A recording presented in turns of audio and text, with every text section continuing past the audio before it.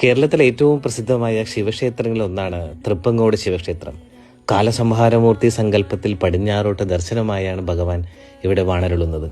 പുരാണ കഥകളുമായി ബന്ധപ്പെട്ട ഈ ക്ഷേത്രം മലപ്പുറം ജില്ലയിൽ തിരൂർ താലൂക്കിൽ തൃപ്പങ്ങോട് ഗ്രാമപഞ്ചായത്തിൽ സ്ഥിതി ചെയ്യുന്നു.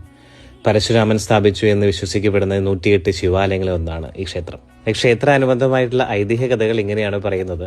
പണ്ട് ഈ ക്ഷേത്രത്തിനടുത്ത് താമസിച്ചിരുന്ന താപസ ശ്രേഷ്ഠനായ മൃഗണ്ടു മഹർഷിയും പത്നി മദ്രുവതിയും വിവാഹം കഴിഞ്ഞ് ഏറെക്കാലം കഴിഞ്ഞിട്ടും സന്താന സൗഭാഗ്യമുണ്ടായില്ല.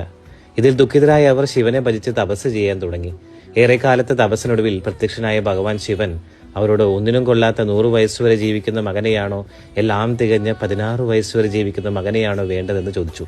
ഈ ചോദ്യം ഇരുവരെയും ദുഃഖിതരാക്കി. എങ്കിലും ഒന്നിനും കൊള്ളാതെ ദീർഘായുസ്സായിരിക്കുന്നതിനും നല്ലത് തികഞ്ഞ അല്പായുസ്സായിരിക്കുന്നതാണ് എന്നറിയാവുന്ന ഇവർ രണ്ടാമത്തെ മകനെ തിരഞ്ഞെടുത്തു. അങ്ങനെ അവർക്ക് ജനിച്ച മകനാണ് മാർക്കണ്ഡേയൻ. ഒടുവിൽ മാർക്കണ്ഡേയന്റെ 16ാം പിറന്നാളും കഴിഞ്ഞു. മാർക്കണ്ഡേയന്റെ ആയുസ്സിന്റെ അന്ത്യമടുത്ത വിവരമറിഞ്ഞ് കാലൻ പോത്തിന്റെ പുറത്തേറി പുറപ്പെട്ടു. കാലന്റെ വരവ് കണ്ട മാർക്കണ്ഡേയൻ എങ്ങനെയോ ഓടി തൃപ്പങ്ങോട് ക്ഷേത്രനടയിലെത്തിയപ്പോൾ ഒരു കൂറ്റൻ പേരാൽമരം വഴി തടസ്സമായിരിക്കുന്നത് കണ്ടു നിന്നു.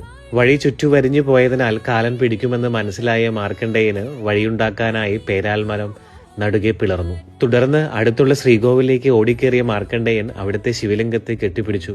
ഇത് കണ്ട് കോപാകുലനായ കാലൻ ഉടനെ അവനെ